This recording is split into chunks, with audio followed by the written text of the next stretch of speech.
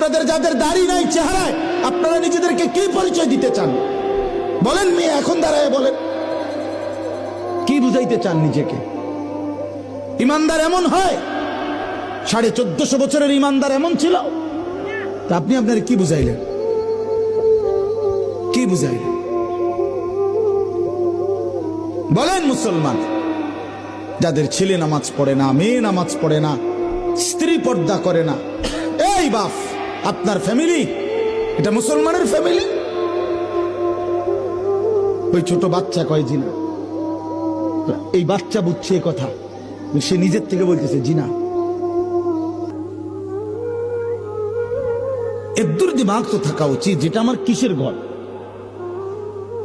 আমি না মুসলমান তো আমার ছেলের এই হালাত কেন? আমি না মুসলমান তো আমার বউয়ের এই হালাত কেন? এদ্দুর দিমাগ যদি কোনো মানুষের মাথায় না থাকে